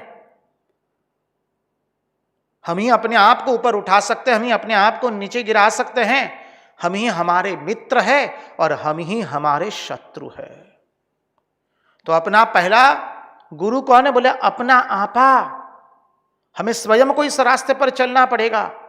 शास्त्र हमें उपदेश करता है, गुरु महात्मा हमें मंत्र देंगे, लेकिन मंत्र देने के बाद जप तो हमें ही करना है, उस मंत्र को सिद्ध तो हमें ही करना है। इसलिए देखिए Virjanand ji Maharaj towards the goal of supreme परमार्थ प्रसंग में कहते हैं कि देखिए गुरु मंत्र देने के बाद कहते हैं मैंने तुमको मंत्र दे दिया, अब मन तोड़, अब ये मन तुम्हारा है, तुम उसका जप करो, तुम ही इस बीज में से बड़ा वटवृक्ष बना सकते हो। गुरु ने अपना कार्य कर लिया, अब हमें स्वयं को अपना कार्य करना है। श्री रामकृष्ण देव कहते ने अरे मैंने तो ढांचा तैयार कर दिया है, तुम अपने आप को उसमें ढाल दो। अब ईश्वर प्राप्ति के लिए हमें स्वयं को ही प्रयास करना पड़ेगा, हमारी ओर से कोई और कर लेगा बिल्कुल नहीं। कई लोगों को होता है ना, अरे हमने तो अब गुरु को ही सब भार दे दिया है। बोलने में तो ऐसे बड़ी बड़ी बात हम बोल देते हैं, बड़े बड़े सिद्धांतों को बिना समझे, बिना उसका अर्थ घटन किए, जो मन में आया बोल देते हैं। बोले हमने तो गुरु को सब भार सौंप दिया, अब गुरु जाने। वाहरे फंकीबाजी की कोई हद होती है? कामचोरी की कोई हद होती है? स्वयं को ही चलना पड़ेगा। तो कहते ईश्वर प्राप्ति के लिए हमें स्वयं को ही प्रयास करना पड़ेगा। यह आत्मा ही हमारा गुरु है। बोले कैसे? बोले यत प्रत्यक्षानुमानाभ्याम श्रेयो सावनु विंदते। क्योंकि कुछ प्रत्यक्ष में देखिए, प्रत्यक्ष अनुमानाभ्याम, यत प्रत्यक्ष अनुमानाभ्याम श्रेयो सावनु विंदते। प्रत्यक्ष एवं अनुमान की दृष्टि से, कुछ बोले प्रत्यक्ष में देख करके कि दुनिया में लोग कैसे फंसते हैं। हम लोग देख रहे, दिन रात देख रहे संसार में लोग कैसे फंसे जा रहे हैं। बस श्री रामकृष्ण देव कहते हैं कथामृत में, ये संसार कैसा है, विशालाक्षी का वमन है। उस वमल में एक बार जो कोई फंसा, फिर उसमें से निकल सकता नहीं है। तो हम लोग देख रहे हैं संसार में दिन रात लोग फंस रहे हैं, मैं और मेरा करके। कोई देख करके सीखता है, कोई ठोकर खा के सीखता है, कोई ठोकर खाने के पश्चात भी सीखता नहीं है। तो हम तो देख करके तो न सीखे, अब ठोकर खा के तो कम से कम सीखे। क्या फिर तीसरी कक्षा में जाएंगे? तो बोले कोई प्रत्यक्ष से सीख लेता है। बोले कुटुंबियों का जीवन देखा और सच पूछे तो देखिए, अधिकांश जो लोग को संसार से वैराग्य हुआ है, उनको कहां से वैराग्य हुआ है? अधिकांश लोग कहते कि हमको तो माँ बाबूजी का जीवन देख के ही वैराग्य हो गया। बोले जीवन में कुछ नवीनता नहीं है, सारा जीवन केवल ये भोग प्राप्त करे, वो भोग प्राप्त करे, इतने मकान बनाए, वो मकान बनाए, वो प्राप्त करे, उसी के पीछे ही खर्च हो गया। जो प्राप्त करना चाहिए था वो प्राप्त किया ही नहीं, और आखिरी में बस they are living like a lump of depression, nothing more than that. यहां किसी के प्रति अनादर नहीं है। हमारी उक्ति को गलत रूप से लिया मत जाए, हमारी दृष्टि को समझने का प्रयास किया जाए, हमारे वाक्य को अन्यथा रूप से मत लिया जाए।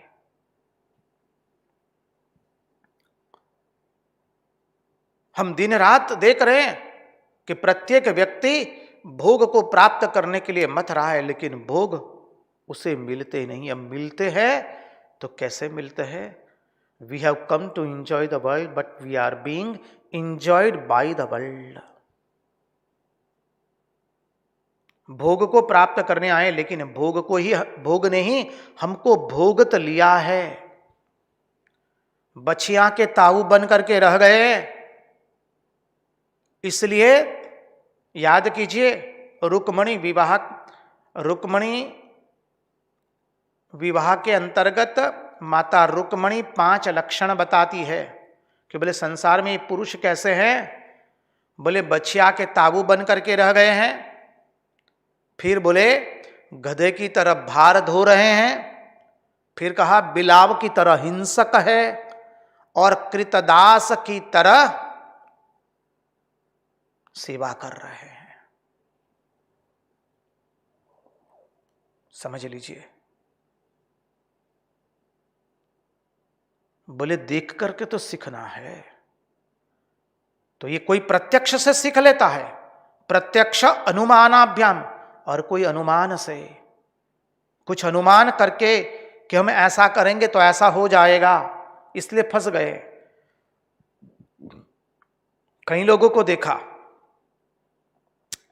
साधु बनने आए हैं, महात्मा माने सन्यासी बनने आए हैं, ब्रह्मचारी बनने आए हैं, इच्छा बहुत है, लेकिन इतने में कहीं से कोई संदेश आया, कहते कि महाराज हम 6 महीने के अंदर में पुनः वापस आ जाएंगे सम्मिलित होने के लिए, हमारा एक काम अपूर्ण है, हम करके आते हैं। महात्मा लोग समझाते, देखो बाबा तुम एक बार गए फिर वापस आना मुश्किल होगा। नहीं महाराज आप नहीं जानते हमको। अच्छा, हमारे मन में बहुत ताकत है। बोले अच्छा ठीक है जाइए। और वो गया सो गया, बहुत कम वापस आते हैं।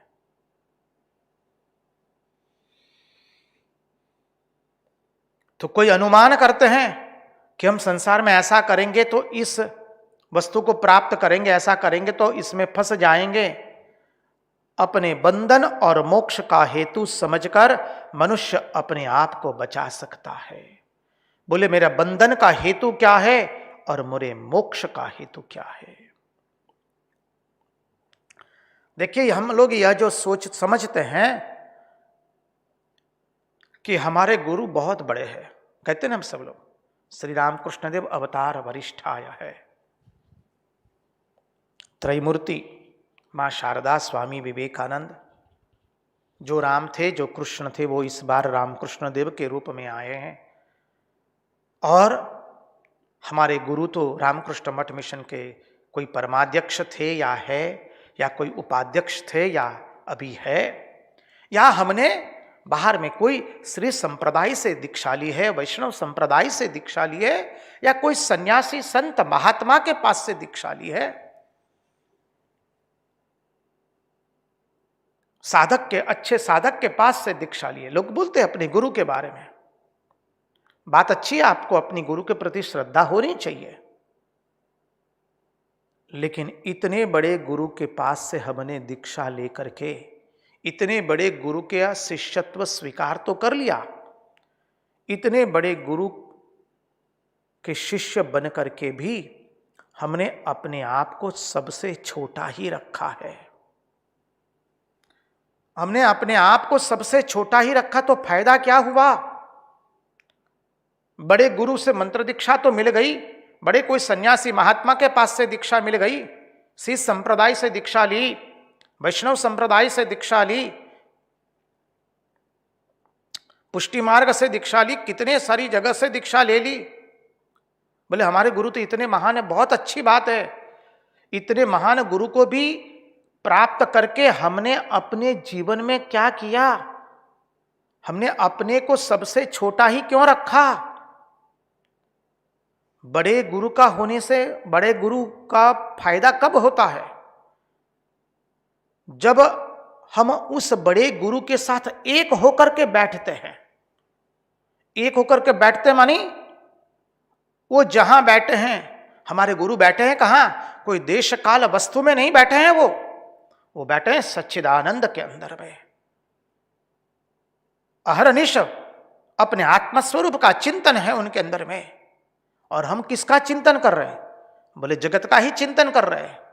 हम कहां बैठे हैं, बोले देश काल वस्तु में बैठे हैं।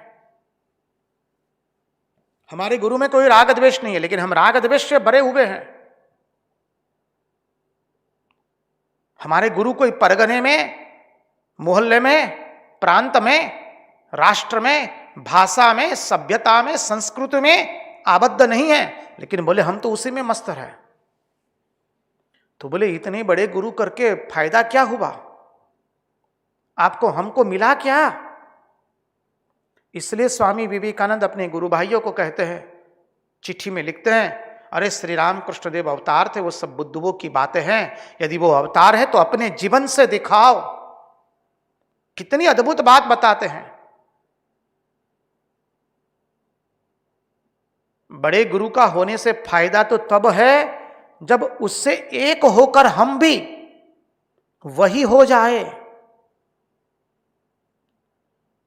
और उसका अनुभव, उनका निश्चय, उनका अनुभव, उनकी साधना हमारे जीवन में आए। यदि उनका अनुभव, उनकी साधना हमारे जीवन में नहीं आई तो फिर इस जीवन का बड़प्पन क्या रहा। कोई बड़प्पन नहीं, कुछ नहीं, केवल मुख में बड़ी बड़ी बातें बोल रहे हैं हम लोग, जीवन में बोले कुछ नहीं है।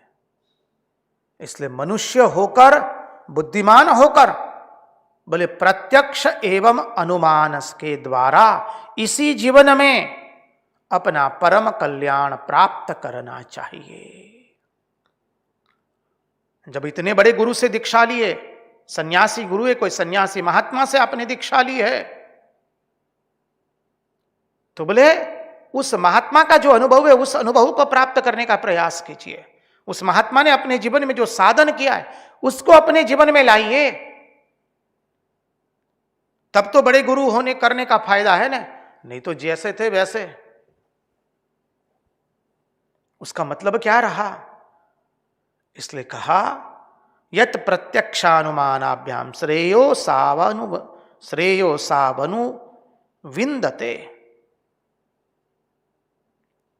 यह मनुष्य योनि ऐसी है कि इसमें यदि दो चीज नहीं है तो मनुष्य जीवन कभी सही रास्ते पर नहीं चल सकता है।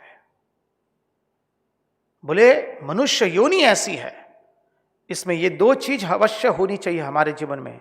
एक है धैर्य और दूसरा है सांख्य योग विशारदाहा। धैर्य होना चाहिए। बोले संसार में जितनी भी विपत्तियां आ जाए, मुश्किलियां आ जाए, बाढ़ आ जाए मुश्किलियों का, बोले धीरज धरो। जो आया है वो जाने के लिए आया है, जो आया है वो रहने के लिए नहीं आया है।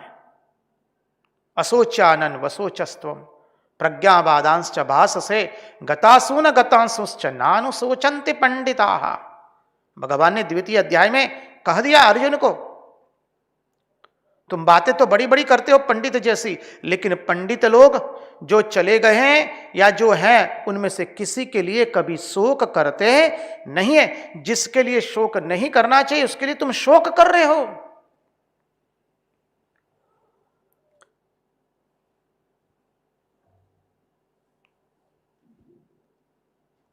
तो कहा मात्रा स्पर्शास्तु कौन्तेय शीतोष्ण सुख दुखदा आगमा पाइनो नित्या स्थान स्थिति क्षस्व भारत।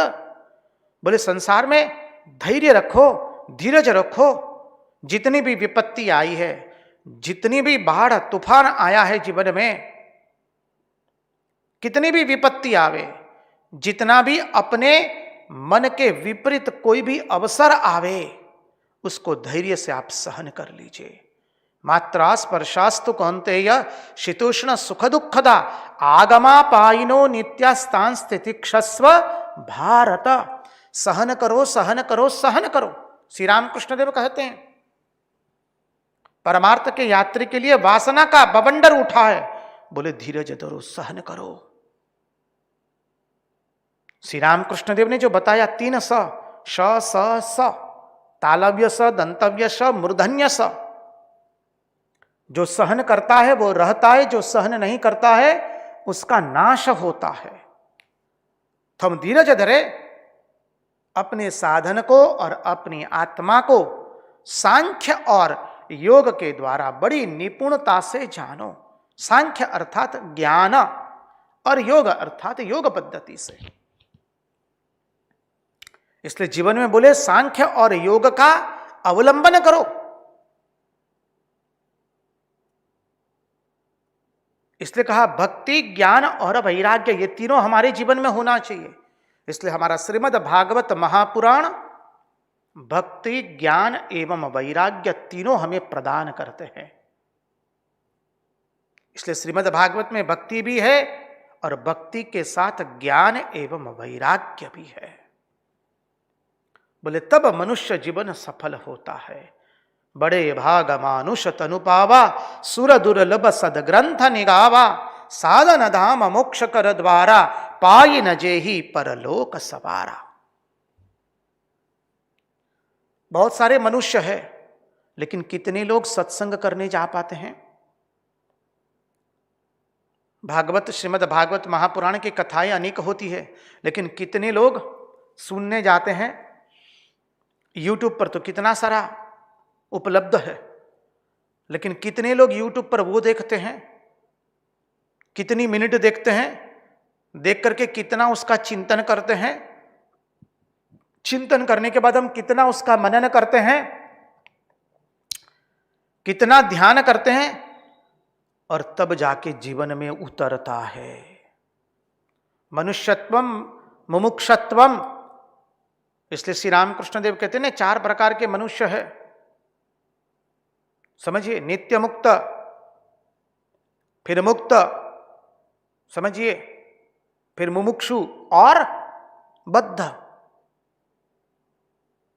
नित्य मुक्त श्री रामकृष्ण देव उदाहरण देते हुए कहते हैं मछुआरा जाल फेंकता है सरोवर में मछलियों को पकड़ने के लिए, तो कहीं कहीं मछलियां सयानी होती है, पहले से समझ जाती है मछली, ये मछुआरे ने जाल फेंकी है लड्डू लगा करके, उसमें फंसती ही नहीं, संसार में वो फंसते ही नहीं।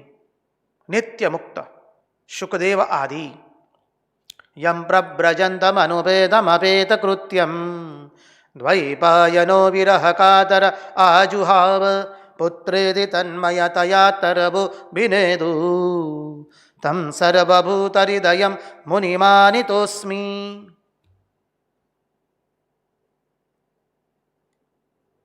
गर्भ से बाहर ही निकले नहीं, जब बाहर निकले तो सीधी दौड़ लगाइए, पिता को कह दिया आप मेरे पिता नहीं हैं और मैं आपका पुत्र नहीं हूं। नित्य मुक्त। फिर मुक्त, मछुआरा जाल फेंका है तो कोई कोई बड़ी मछली निकल जाती है, तब मछुआरा चिल्लाते देखो ये बड़ी मछली चली गई, मुक्त जीव। और कोई कोई मछलियां चेष्टा कर रही है उसमें से निकलने के लिए, जाल में से निकलने के लिए अगाध प्रयत्न कर रही है, वो समझ चुकी है कि हम फंस चुके हैं, हम इसमें से निकलना है। वो कौन है? बोले मुमुक्षु।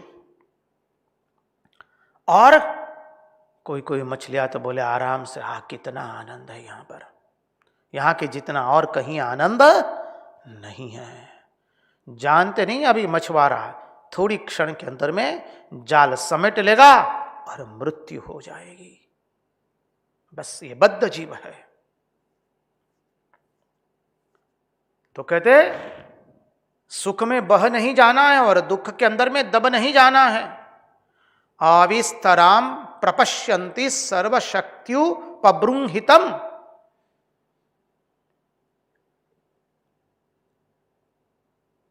बोले यद्यपि आत्मा इस शरीर में आकर के इंद्रियों से युक्त हो गया है, हमारा आत्मा जो है इस शरीर में आकर के इंद्रियों से युक्त हो गया है, हड्डी मांस चाम से युक्त हो गया है, बोलने चलने खाने पीने सुनने में बहुत सी शक्तियों से वो युक्त हो गया है, शरीर की उपाधियों से युक्त हो चुका है। वो आविस्तराम प्रपश्यन्ति सर्वशक्त्युपबृंहितम्। वह उपाधियों से एक होकर के स्वयं को जीने मरने वाला सोच रहा है, स्वयं को जीने मरने वाला बना दिया है उसने। अब जब ये अवस्था उसकी हो गई है तो यहां से कैसे निकले गए? बोले वो कल प्रातः 10 बजे श्रीमद् भागवत महापुराण के आगे के सत्संग में देखेंगे। आज उन्हीं की वाणी उन्हीं के चरणों में समर्पित करते हुए भगवान से प्रार्थना करते हुए, प्रभु हमारे मन की मति गति और रति आपके चरणार बिंद में बनी रहे। कृष्ण कन्हैया लाल की जय, भक्तवत्सल भगवान की जय, वृंदावन बिहारी लाल की जय, द्वारिकाधीश की जय, सब संतन की जय, सब भक्तन की जय। ओम नमः पार्वती पतये हर हर महादेव हर।